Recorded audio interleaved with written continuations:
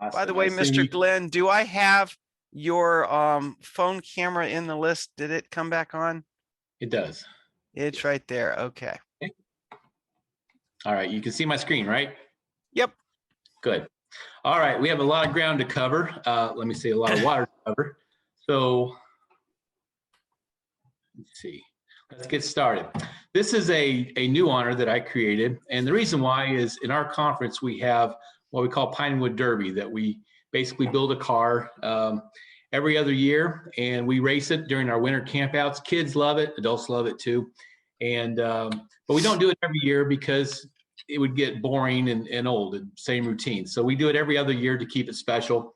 And I was looking for something we could do on the other years that still races. We don't have any other honors that you can race something. So I was trying to think, what could we do to race and still have fun and learn and all those sorts of things. And I came across pop boats. Absolutely love the idea. So we developed this honor. Papa is actually the advanced honor. We're going to cover that again today. But in the beginning, we're going to talk about the basic honor covers rubber band powered and sail powered boats. And here's the requirements. You can read them or come back later and look at them. But as long as you have your worksheet filled out, you should be able to hang with us. So yep. I'm going to jump right into this.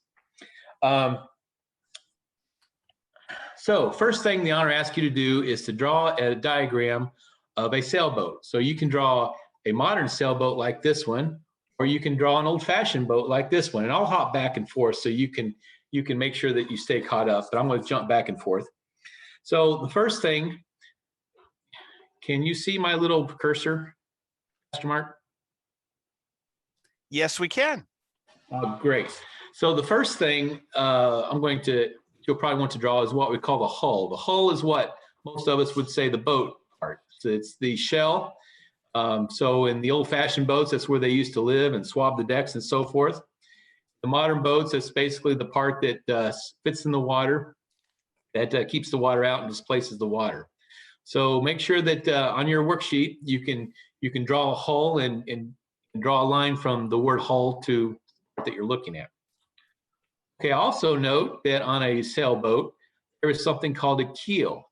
Now a keel is underneath the boat, and it does two things. It helps keep the boat going straight, and in a modern sailboat it helps the boat stay upright because it lowers the center of gravity.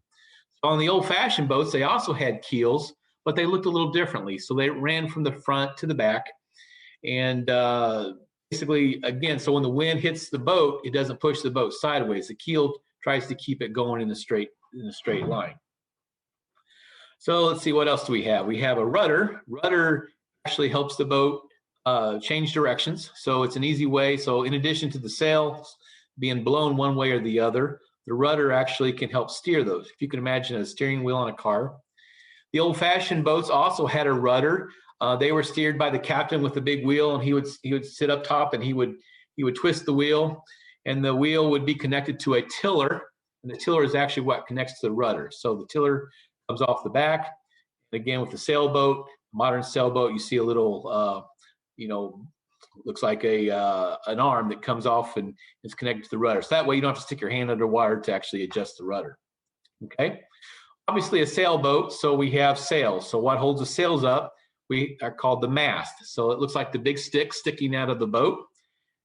Usually modern sailboats are usually just one big mast. The old-fashioned boats had at least two, sometimes three or four masts. So if you can see the big post sticking up out of the boat, those are the mast. And then at the bottom of the mast, to keep the sails in the right direction, we have a boom. So the booms are the big arms that go on the bottom of the sails. So you can, again, a modern sailboat, you can see the boom sticking out. That's what you can move around to adjust the sail so you can capture more wind. So a modern sailboat generally has one big boom, and the old-fashioned boats had multiple. I think I count 1, 2, 3, 4 of them here. So booms are at the bottom of the sails. Of course, the mainsails are really the biggest sails on the boat. This is what a modern sail looks like. And the old-fashioned would have multiple mainsails. So the mainsails, but they call them gaff sails and foresails. And again, the mainsails are really what captures most of the wind. But you also need another sail to actually help steer the boat. So it's called the jib. The jib is usually a triangular shaped sail in the front. And this is what a jib looks like on a modern sailboat. And even the old fashioned, in this picture here, actually has 2 jib sails in the front. So, okay. So I'm going to keep switching back and forth. And while the kids are finished drawing those, I'm going to share a couple jokes. Miss Natalie from the BUC gave me some jokes, and they're really, really bad. And they were so bad, I love them. And I'm sure the kids are going to love them enough that they're going to groan, but they're going to make sure they remember to share them. So, right? so in other words, these are Father's Day jokes, aka dad jokes. They are dad jokes. They are okay. Dad jokes. I love dad jokes. Good catch there. So, so on the let's go the old-fashioned boat. Why didn't the sailors play cards? Do you know why? Do you know why, Pastor Mark? Let me think. I think I've got this one. All right. Because the captain was standing on the deck. Yeah, that's right. The captain was standing on the deck of cards. That is. So, so let's have a joke for the modern sailboat, and I'll go back to the modern sailboat. What do you call the fastest sailboat in the world? This one's really a groaner. I don't know. Usain Boat. Oh Really my bad, huh? word. You can thank Natalie from the BUC for Yeah. that. Okay. As in Hussein Bolt. You got it. Yeah, got it. Okay. Fastest man in the world. Okay. So Yeah. I don't care which boat you choose, and I'm going to use this phrase a lot through the presentation. Whatever floats your boat. You know, that's a phrase that we say. Whatever makes you happy, you can choose whatever you want. So in this situation, you can choose the old-fashioned boat or a new boat, whatever floats your boat. So you're going to hear that phrase a few more times in the presentation. Okay, hopefully everyone got a chance to draw the boat. Yep. Let's see. So the honor actually says that you need to make a sailboat. So I'm going to stop sharing my screen here. And for some reason, it's not popping up. Oh, I see. Stop. Okay. You see me now. So the honor actually asks you to make a sailboat. So you can do this later. I'm going to show you what I made. This is a one thing I did not like about the Pinewood Derby honor is the fact it's basically an honor that says build a car and race it. That's really the extent of the presentation of the honor. And the advanced honor is build a fancier car and race it. That's really, if I could sum it up. So I wanted to create an honors that has more science, it has spiritual aspects, and also allows kids to use stuff out of the trash and recycle bin. The Pinewood Derby is very popular over here in the United States. You can go to a lot of craft stores, and you can actually buy the actual Pinewood Derby where they've already cut everything out for you. You can spend a lot of money on weights and special wheels, and which is nice, but that's really not the intent. So I'm going to show you. You can make whatever kind of sailboat you want. Again, whatever floats your boat. Here's an example. Before I threw this carton away in the trash, get it right in the camera, I cut it in half, and I basically took one half and I stuck it upside down. That's my sail, and this one can float. So you put this in the water, you take a straw, and you blow on this boat. Now, once you build a sailboat, you might want to try it out because we are going to be racing these things. So how could you make this better? So once you make a sailboat, and I'm sure your sailboat's going to look a lot cooler than mine. Mine's pretty sad, but this is what I started with. So I can go back to those pictures you just drew and see what kind of parts are on a real sailboat, and maybe you can add something like this. So this sailboat has nothing on the bottom and it tends to slide sideways. So maybe I want to go back and I look at my picture and I say, oh, maybe I want to put a keel on it because I want to keep it going in a straight direction. So maybe I can glue something on the bottom. Maybe I want to make the sail adjustable. Maybe I want to put, maybe make it a mast. Maybe I want to make it a bigger sail so it can capture more wind. So you can look at your pictures that you just drew, and you can make your toy boat as fancy as you want to so that it goes as fast as you can. I'll show you some videos of some kids racing their sailboats, but I just wanted to illustrate the fact that you don't have to spend money to do this honor. In fact, I would prefer that you find something out of your trash, or keep it out of the trash actually, or go in the recycle bin and find something, and you can use your imagination, use the internet to find something that you like. Okay, I know my son is watching this presentation, but I'm scheming because, you know, like I know more of the things that we have. I want to try to make a faster boat than him. Yeah, all right. Yeah. The other thing the honor asks you to do is to draw a rubber band boat. So I'm not going to tell you how to do a rubber band boat. After this presentation, you're going to research on the internet and try to find some ideas, but I can show you how simple they can be. So this is a Diet Coke bottle. I don't drink Diet Coke. I found this in the recycle bin at work. Someone else drank it. And I glued 2 popsicle sticks, or actually I guess they would be called tongue depressors. Put a rubber band on the back, and I took some pieces of plastic off of another lid, again, pulled it out of the trash, and created this. So if you were here in person, we would actually show you what happens when I wind this up and I let it spin. And if I put it in water, I can tell you that this doesn't do really well. I'm sure your rubber band boat's going to be a lot cooler than mine. What happens when I put this in the water and set it afloat, it'll start tipping sideways. So how would I do that? Again, I'm going to go back to the picture that I just drew and look at the parts of a real boat and figure out how I can make this boat better. Okay? I'm not going to give you the answers because it all depends on your design, but I want you to think. Maybe you can research the internet, find some good examples, good designs of rubber band boats, and draw a picture in your worksheet. And make sure you point out how it's different than a wind-powered boat. You don't have to label every part, but obviously a rubber band is going to be something that doesn't appear on a wind-powered boat. But use your own imagination, you do your own research, and find something and actually draw that up. Again, when COVID is over and we can all get back together, this is something that we can all get together and race, and we can all have fun again, okay? So I don't care how you design your sailboats. I don't care how you design your rubber band boats. Again, whatever floats your boat, okay? And I'm thinking even during COVID, if we're not able to get together yet, bathtubs tend to be the same length. So we could have our timings independently and then have a like leaderboard that was created in like a Google spreadsheet or something where we enter our time that we got for ours that we videoed so we could prove that it really was the right time. So we can do this even with COVID. You could, but it's more fun to show up somebody in person, right? Oh, of course. Absolutely. Okay. All right. So that second box that you draw, you can do that later once you decide what kind of rubber band boat you want to build. You want to draw your design in that and show the difference. Okay. Everybody understand what we're trying to do? All right. So let me go back to sharing my screen.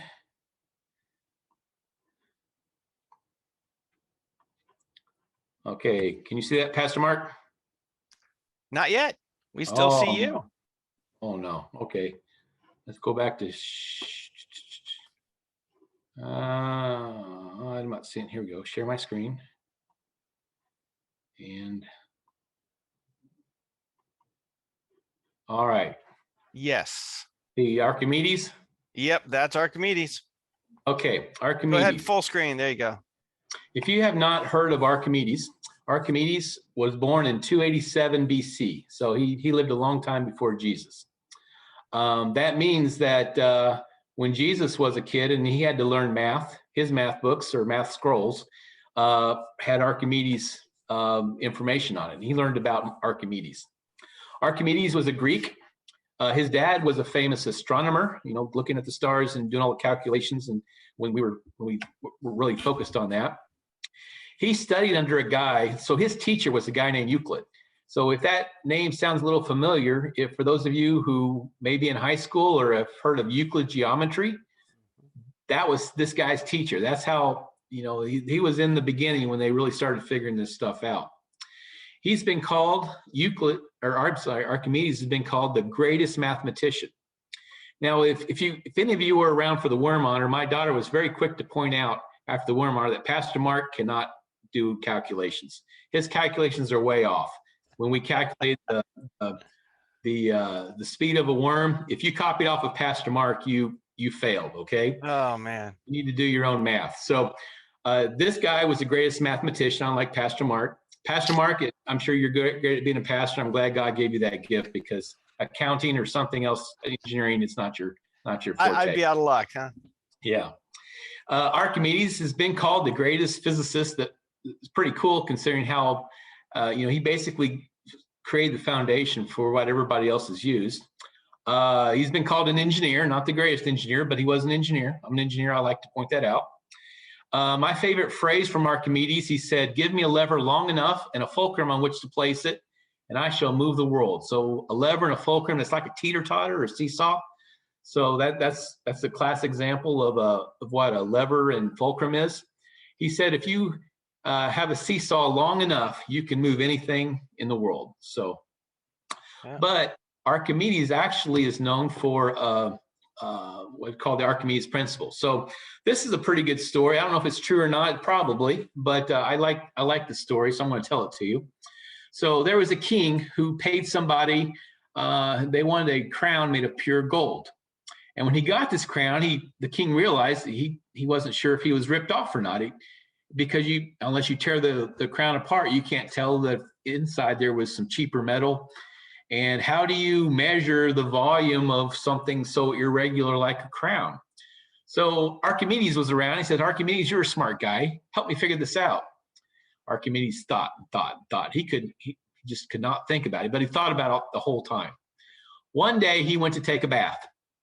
He sat down in the bathtub and he noticed that the water rose when he got in the bathtub. He shouted, "Eureka!" He apparently jumped out of the bathtub, ran down the street. "Eureka! Eureka! I've got it! I've got it!" You know, if you can imagine this naked man running down the street, he's so excited. He figured this out. And so that's the story of Eureka and Archimedes. But what he figured out is that when you put an object of whatever shape inside water, it will displace exactly that much water. So you can measure the amount of water as it rises up on the tub. If you can figure out that volume, you can figure out how much this irregular shaped crown or whatever you're trying to measure volume is. And then in addition, he also weighed it inside water and unit weight of water. And so anyway, he was able to figure out that the king got ripped off. He says, "King, your crown is not made of pure gold," and he was able to illustrate that why. But the Eureka bathtub story is a good one. I like that one. So the Archimedes Principle of Buoyancy that he developed inside the bathtub. So I know some places we still use inches and pounds, and other places use meters and kilograms. So I'm gonna talk about this in both ways. So water, if it's good, clean water, it weighs roughly 62.4 pounds per cubic foot, or you might refer to it as 998 kilograms per cubic meter. So what does that mean? That means if you made a square of glass that was 12 inches by 12 inches by 12 inches, and it weighed exactly 62.4 pounds, it would stay exactly where you put it in the water. It would neither rise up or it would neither fall down. Or if you had 1 meter by 1 meter by 1 meter cube and it weighed exactly 998 kilograms, same thing. Wherever you put it in the water, in theory, it will stay exactly where you put it. It won't float to the surface and it won't sink down. Now, if that volume were to get heavier, so if that cube were to 1 foot by 1 foot by 1 foot, if it were to be more than 62.4 pounds, it would sink. If it were less than 62.4 pounds, it would rise. And in fact, it would keep rising till it got to the surface, and it would stop going up when the amount of water it displaces is equal to 62.4 pounds of water. So let me read the actual principle. An upward buoyant force that is exerted on a body immersed in a fluid, whether fully or partially submerged, is equal to the weight of the fluid that the body displaces. So your worksheet, it asks for kids to actually write down exactly what this means. So in your own words, Pastor Mark or Pastor Dan, can you tell me how you would rephrase this principle in your own words? as English is the main language of Pastor Mark, I will have to give this to him as I would struggle all the way. Things will float based on how much. No, that's no. Let me see. So would the word weight be something we should use here, Mr. Glenn? I would think so. Okay, so we could say that you could even say I can float based on how much buoyancy I have, how much water I displace. I can only displace as much water as I am heavy. Yeah. If the volume of you weighs less than the volume of water that you're displacing, you'll float. Right. So if I lay out, I will be more likely to float than if I'm standing up and down. Well, you're still displacing the volume of water. So if you put a box, that's true. Yeah, it depends on. So when you tend to float, when you take a deep breath in, because you make your body bigger, because when your lungs expand, it makes your body bigger. So you're displacing more water, and therefore you go up. There we go. When you blow out, your body will sink because your body gets smaller volume because you're getting rid of the air in your lungs, and you're more apt to sink. So, there we go. Okay. So I don't care how kids rephrase that, but they need to rephrase it in their own words so that they understand the Archimedes principle of buoyancy. And buoyancy means the ability to float. Okay? Yep. All right. So that's number 3, describe in your own words. So number 3B, how does this apply to boats? So here's some pictures of what boats look like if I were to cut them and look at them from the side, or from the front actually. You see the gray part of each boat is what we call displaced water. Mm-hmm. So a boat displaces water, and the amount that it sinks or floats in the water depends on how much it's actually displacing. So if you take the first boat that you see there, that's a little tiny boat, motorboat. It's floating on the water. And if I were to measure the amount of water that is displaced, and I multiply that by 62.4 pounds, that's how much I could tell that the entire boat, even the part of the boat above water, weighs. So if Pastor Mark and I were to get on that boat, we would actually make it sink a little bit because we've added weight to the boat and the cargo, and we made it sink in the water a little bit lower. So that's how the principle applies. So I'll let the kids figure out how to describe that on their worksheet. But how does the principle apply to all boats? And so I like your math equation up there. Weight of the boat plus the cargo equals the weight of the displaced water. Correct. Yeah. That makes sense. So I made fun of Pastor Mark's math. He can make fun of my spelling. If you look on your worksheet, I talk about principal, like the PAL is the principal at school, is your pal, right? But the PLE is what we're talking about here. Yeah. So there's another guy I want to talk about, Sir Isaac Newton. So Sir Isaac Newton, he was after Christ. So Jesus didn't learn his stuff in school. He was born in 1642, actually on your side of the pond, and at least most of the kids are over in England and so forth. Sir Isaac Newton. He was English. He was a mathematician, unlike Pastor Mark. He was a physicist. He was an astronomer. He was a theologian, like Pastor Mark. There you go. And he was an author. In fact, most of the stuff he wrote about was religious. And Sir Isaac Newton loved Jesus very much. Sir Isaac Newton is said to have started the science revolution. I point this out because I'm not going to call them idiots, but there are people who say idiotic things that you can't be a Christian and believe in science.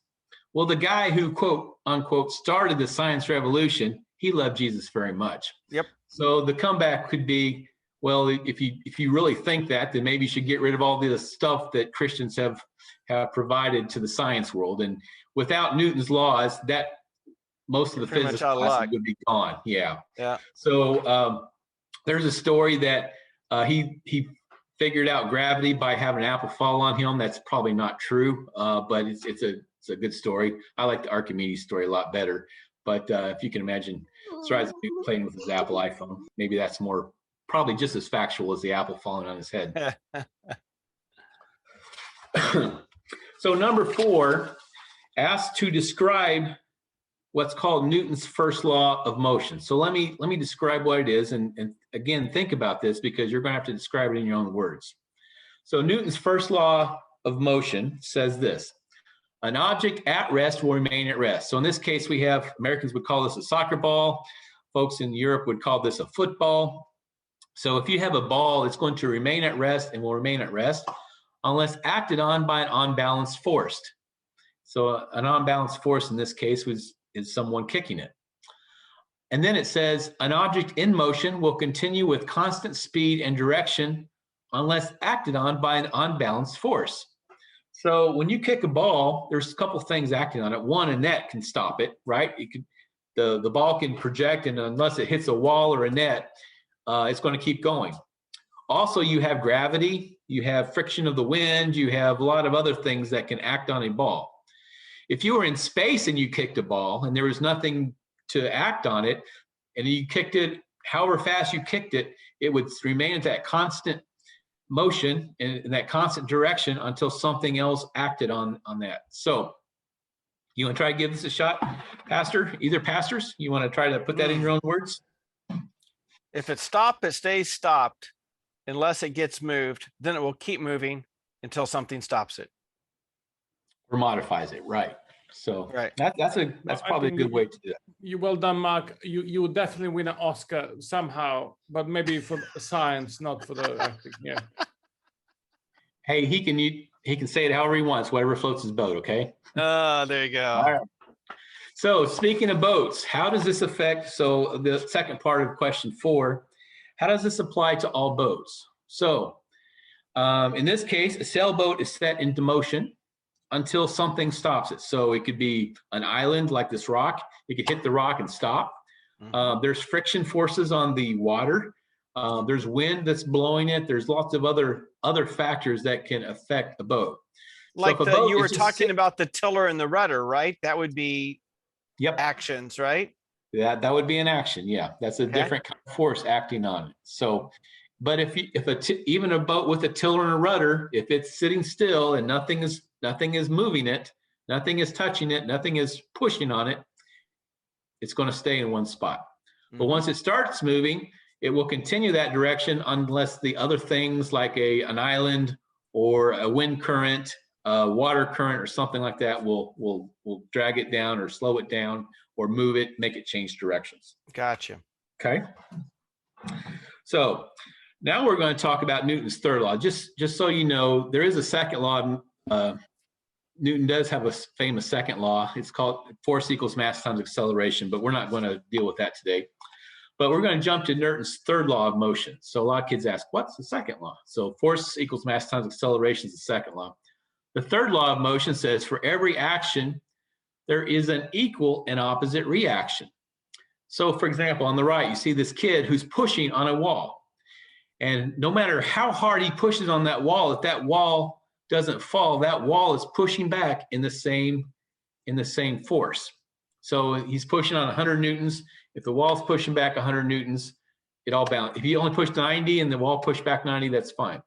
What happens if he pushes on it 100 newtons and the wall only pushes back 80 newtons? Wall would fall over, right? He's going to push the wall over because the wall can't resist it anymore. So but that means the wall starts moving. So, but if it stays still, it's actually going to cancel each other out.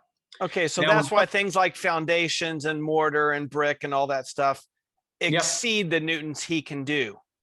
Exactly. Gotcha. But they only push back to the point that he's pushing on. So if you're not pushing on the wall's not going to be pushing back. Otherwise, the wall will be moving towards you. Yeah. So in the bottom picture there, you see someone in a canoe.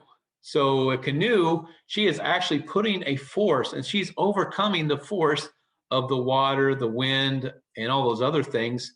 So because she's overcoming those forces, she's moving forward. Understand the difference? So if she were trying to paddle and not moving at all, that would be like the wall. She's, meeting force equals force. But she's able to overcome the force that she's opposing, and that's what makes her allowed to move forward. So for every action, there's an equal and opposite reaction. So she's hoping the wind is to her back so that it's easier to overcome the force because the force is actually working in her direction.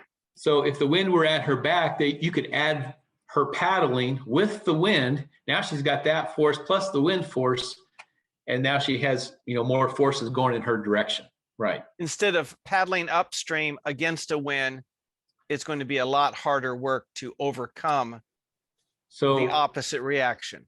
Yeah. So if you're paddling upstream, that means the water current is pushing back on you. And if you're paddling upstream and you're not moving, that means the force of the current is equaling the force of your paddling. So if you want to move forward, you have to overcome that force. Okay? Got it. Understand the difference? All right. So that's how it applies to all boats. So now describe the Newton's third law in your own words. You've got to push harder than the stuff pushing against you. Okay, that's a good summary. All right. So how does the principle, again, I misspelled it on your worksheet, apply to the wind boats? So in this case, we talked about the wind is actually pushing the sail. So if you want to collect more force, more wind, maybe you have a bigger sail on your sailboat. So this is amazing. I have never been on a sailboat, and it just still boggles my mind how this works, but they're able to take all the different forces and how they can figure all that out on the fly to actually make a boat go in the direction of what appears to be wind blowing at you. They know how to do it because they add up all those different forces, including the forces underneath the bottom, the keel. They use the jib, they use the mainsail, and they collect all those forces and they cancel each other out, and they're able to move forward. So that's how people that do sailboats understand this a lot better than I do, but it's really cool. I'd like to try that out someday. Okay. We're also going to learn in this honor about potential versus kinetic energies. So what is potential? And you'll understand later why we're trying to figure all this out, because I'm going to ask you some questions about your boats later. Potential energy means that it has energy because of where it's located. So if I pick a rock up, because it's 3 or 4 feet off the floor, it has potential energy. So if I move my hand, because of where it's located, it's going to fall. So it's got all that energy stored there in my hand because I'm holding it above the ground. But if I move my hand away, then it's free to use that energy. And the other example is a spring here. So they can happen the opposite too. So if I push a spring down, because of its compression, because of where it's located, it's ready to just spring up. As soon as I remove my hand, then it's got that energy it's ready to use. So that's called potential energy, because it has the potential, but because of where it's located, it can't do it. Kinetic energy is that something has energy because of how it's moving. So for example, if I were to take a golf ball and put it on my forehead, it's not going to hurt. But Pastor Mark, if you threw that golf ball at my forehead, because it's moving, it's going to hurt when it hits my forehead. That's called kinetic energy. So you understand the difference between potential and kinetic energy? I want to give one more example. So imagine a ball that is sitting on top of a mound. So if it's sitting on top of the mound, not moving at all, is that potential or kinetic energy? That'd be potential, right? Yeah, potential. It's potential. It has potential because of its relative location, relative height above the ground. So if I start pushing that ball and it starts rolling down the hill, as it's rolling, does it have potential or kinetic energy? Kinetic. Trick question. It has both, because it still has potential energy because it's still falling down the hill, but it's also moving. So it has potential because it's still above the ground and it's moving. Now, once it reaches the bottom, like it shows in this picture, it can no longer fall anymore. So it has zero potential energy, but all the energy it has is kinetic energy. Okay. Gotcha. All right. So let's talk about potential and kinetic energy in relation to rubber bands, because we're talking about rubber band boats, right? So when does a rubber band have potential energy?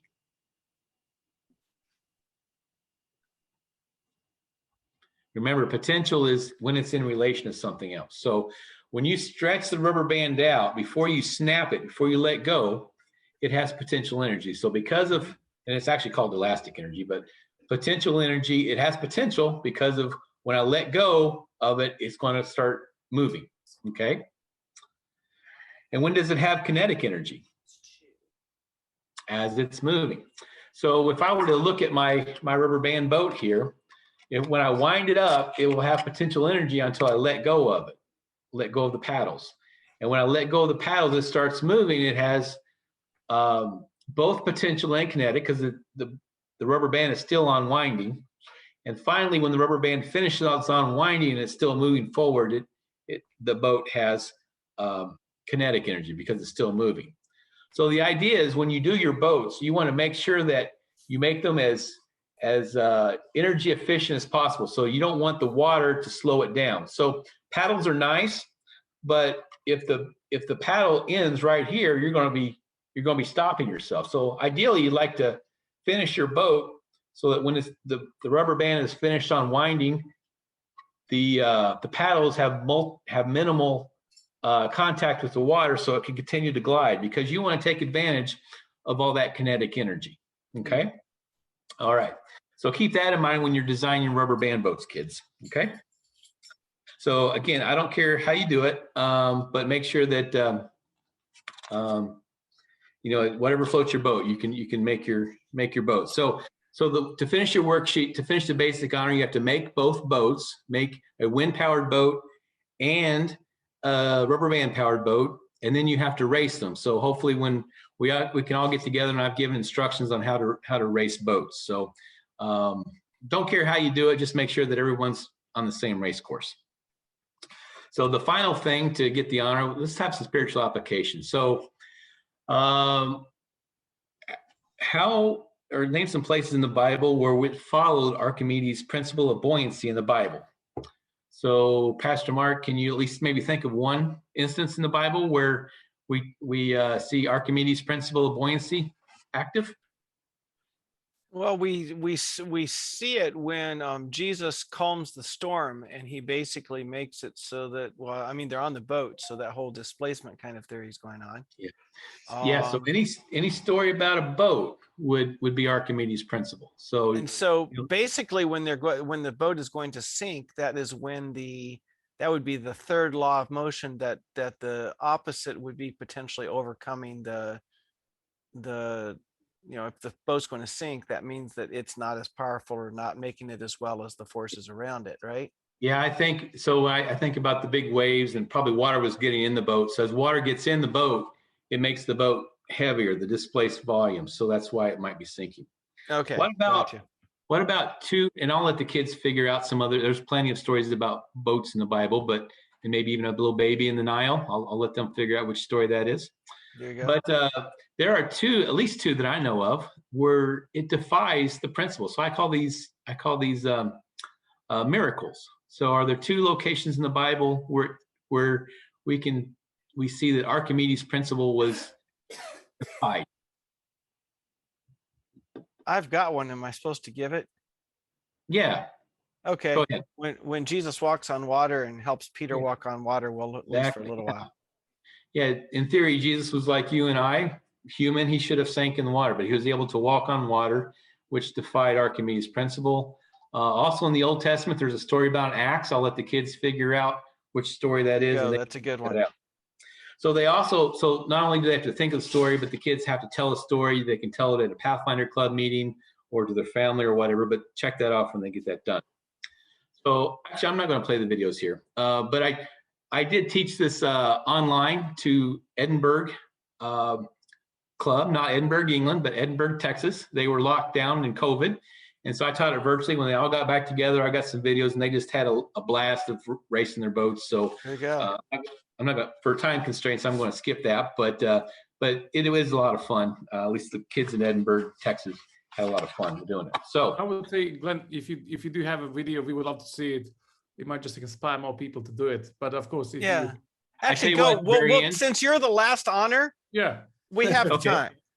All right, want to do it now or wait to the very end? Yes, do it now. Do it now. Okay. You're gonna. Let's see. So here is a Hindenburg sail video. Can you see it? Not yet.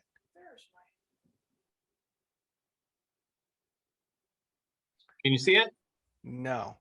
We currently see your Microsoft PowerPoint. Oh, it says I'm screen sharing. Yeah. Do you have to unscreen share, then come back in? Let me try that. Let's try it again. Now can you see it? You haven't shared it. Do you have more than one screen? No, I'm sorry. Oh, it's not working out really. Try it again. Well, currently you don't have it. There you go. Now you're sharing something. There we go. Yep.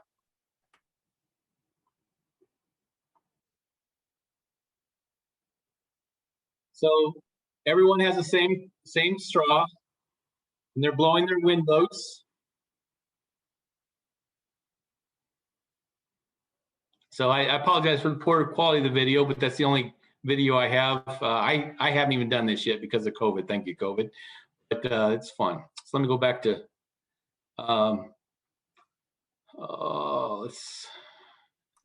Let's stop. So for those that are adults among us, it looks like, what is that piping that they have laid down on the ground? Is that like stuff that you would normally have on the edge of your roof to catch the rainwater kind of thing?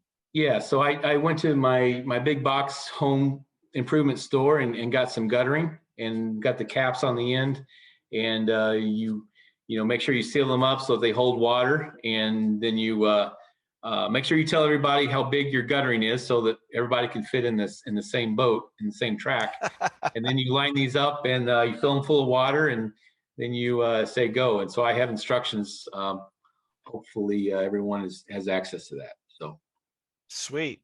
Yeah, I think that we had a document called Regatta Rules. Is it part of that? Yep, we do. Cool. All right, so we're back to my PowerPoint presentation. Yeah. This is the advanced honor. So again, we're trying to run through this here, make sure we have enough time. Basically, we're gonna, this honor focuses not on rubber band and not on the wind power, but what I call the pop boats, which is really cool. If you haven't seen these, Google them, look at them on YouTube. They're really fun to watch. And so we are going to do a little bit of science. So there's two kinds of pop boats. So this kind of pop boat, I need to.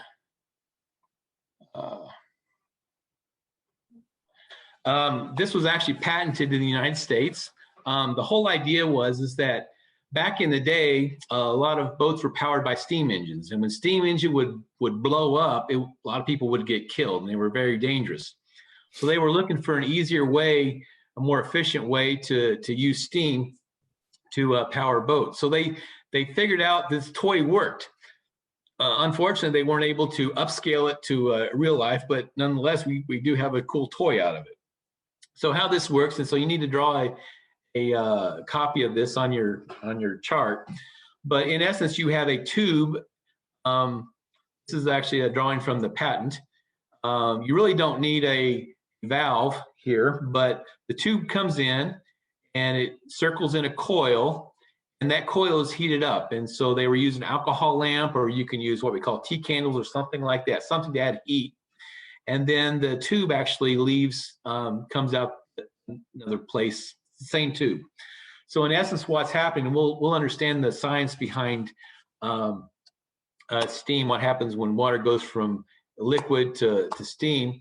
But as it does that, it's pushing the steam out, and that's what's propelling the boat. Okay, so hopefully everyone has a good diagram of that. If not, you can watch the video later, because I'm running a little short on time. There's another kind of pop boat, and this is the kind that I've actually done myself. This is one where water comes in one tube and goes to what we call a diaphragm. This is what we call a diaphragm engine. If you can think of like an envelope or like a small box. And so what happens is when water is in there and it gets heated with this little candle or whatever the heat source is, the water inside turns to vapor. And as it turns to vapor, it blows out of the tubes. And then when it blows out of the tubes, it creates a vacuum. So then it sucks water back in, and it keeps, and you hear a real pop, pop, pop, pop, pop, pop, pop as the little boat putters on. So the process of blowing the the vapor out is actually what makes the boat go forward. Okay, so again, I would draw a little boat, and then you show how a tube comes in to a diaphragm, gets heated up, and then that's how simple they are, really. I say simple. So we're gonna go to my kitchen. And Okay, and I need to find your camera and choose that, right? yep.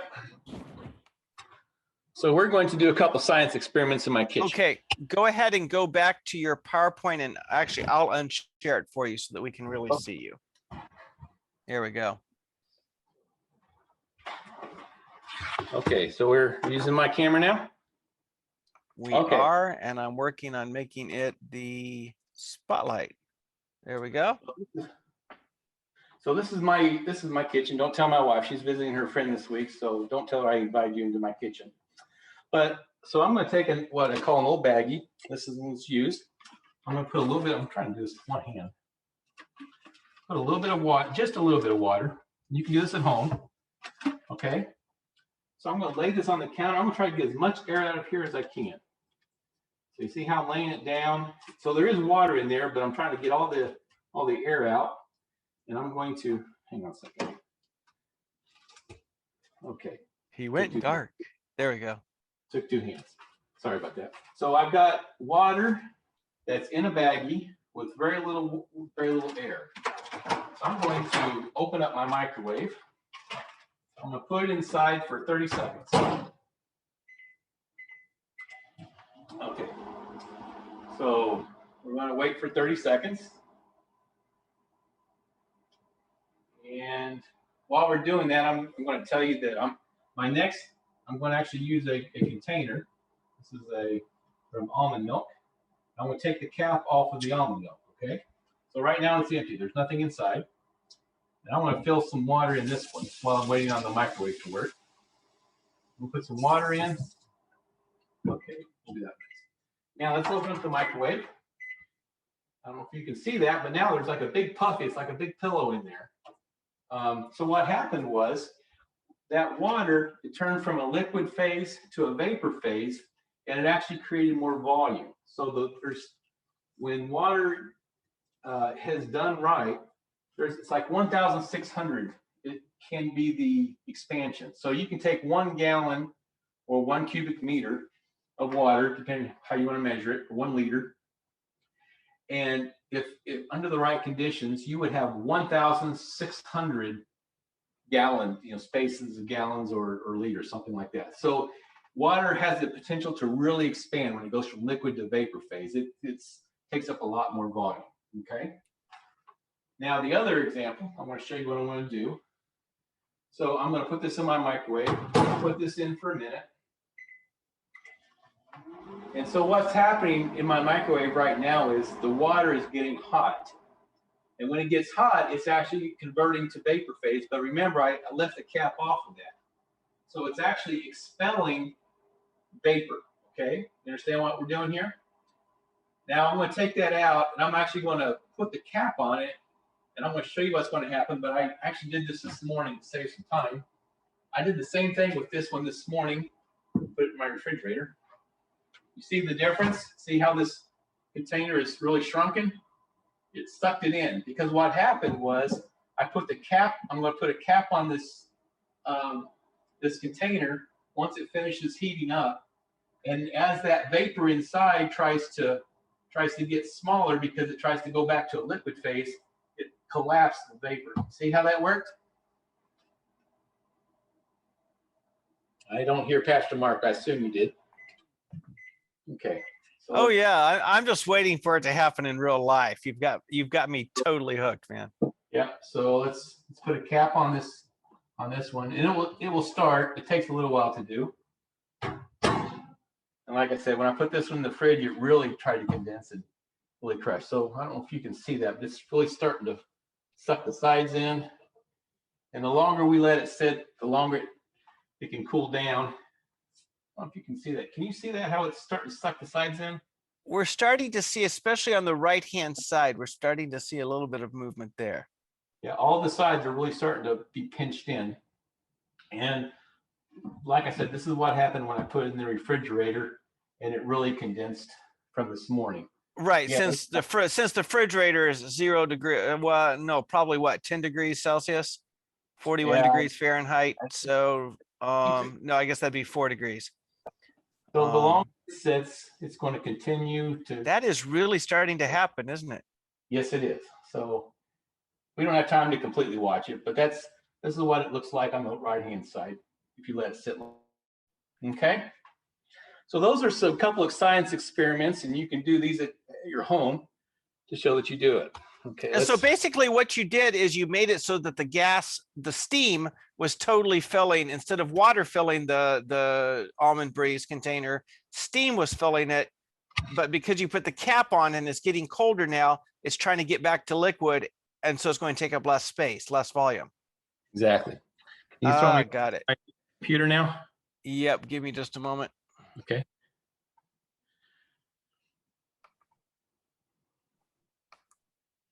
There you go. Okay. All right. You see so what happens when water turns to steam? So it depends on again, the temperature of the liquid and water and vice versa. It can either expand 1,600 times or it can compress 1,600 times. So it does have a lot of power where it expands a lot. So when you pull in a little bit, let's say a little ounce of water, and you turn that to steam, it really explodes, if you will, and pushes out. Okay. I'm glad you didn't put the lid on when you put it in the microwave, or that would have been more bang for the buck than it would have been like the it would have been like the Ziploc container where it blew up. So that's not a good thing. Okay. So number 4, what happens when steam turns to liquid? I think the kids saw what happens and they can do that themselves. That's the last part where it compressed, right? Right. Got it. So number 5 says, how does a pop boat engine utilize Newton's law number 1? So remember what Newton's law number 1 was that we learned about in the basic honor?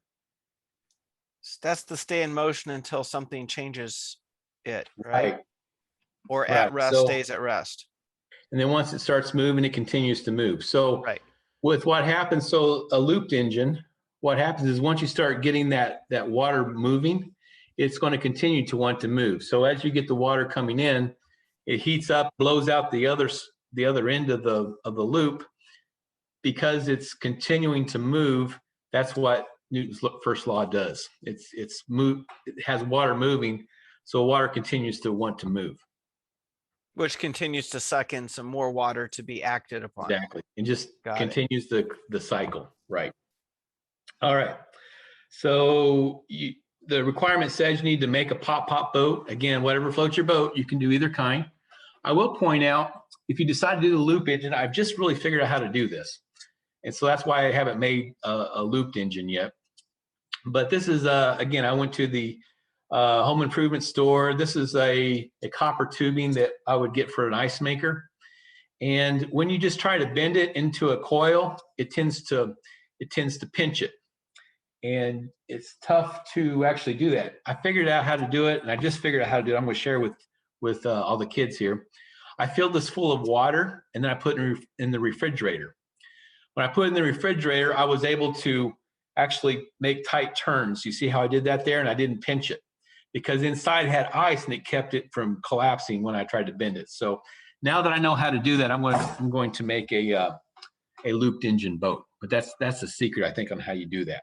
I haven't done it yet, but I'll save yourself some time if you want to make one. That's how you do it.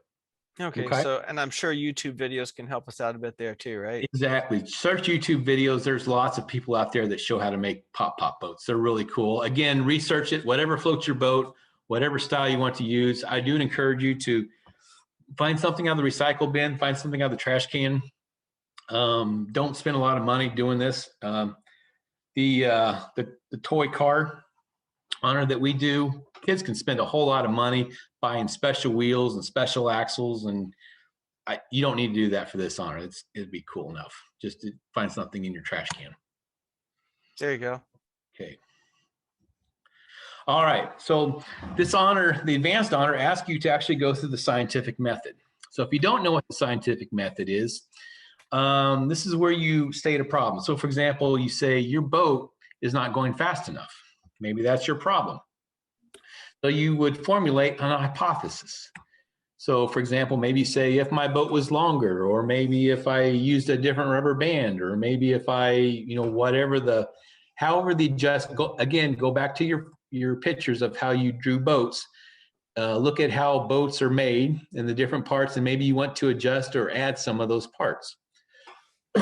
So you would formulate a hypothesis. If I were to do this to my boat, maybe it might go faster. Then you design an experiment. So in this case, you might look at the time speed before and after the changes. So you try to figure that out. You get it all set up so that you have a timer and you can measure it before and after the alterations. You actually collect the data. You actually run, and do it a couple times, 2 or 3 times, with the change, without the change, and figure out. Afterwards, you can analyze the data. You compare the speed before and after, and then you draw a conclusion. So, by doing such and such, this made the boat go faster or slower. Then you can go through the cycle again. You can figure out how to further improve it. So if you go through that cycle a few times, you should have a pretty cool boat that will compete pretty well when you race it against your friends. Okay. That's pretty cool.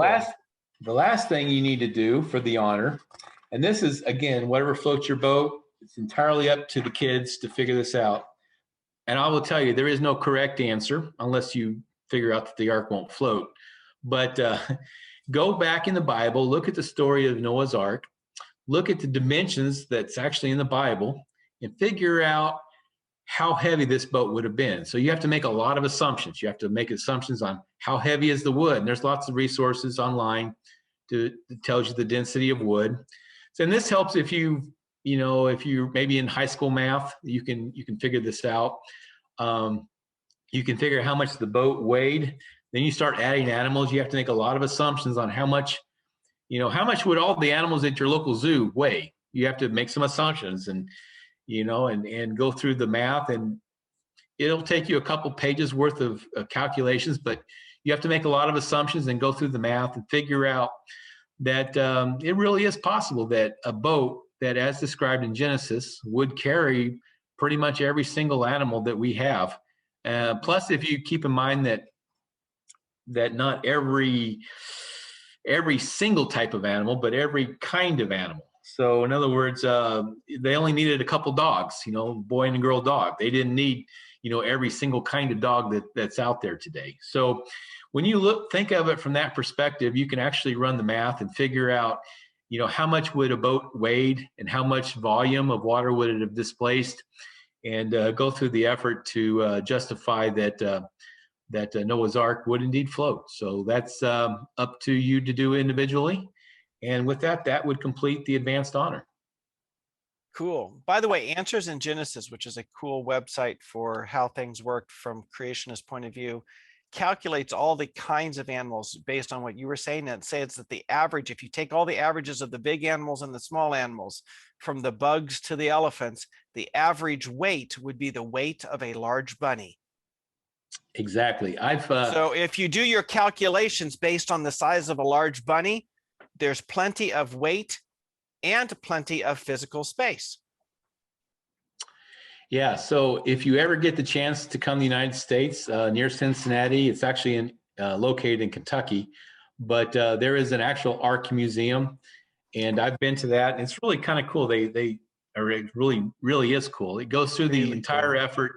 It actually lists all the different kinds of animals that there are, and actually goes through what I'm asking you to do. So you can actually maybe look on the website to get you started in the right direction, to give you some ideas on how to do those calculations. But it does take some, I'm going to call it advanced math, to know how densities and everything. And remember the buoyancy, Archimedes. We understand how Archimedes works and how the weight of a boat and so forth. And you should go through the exercise to do that, to get the honor. Sweet.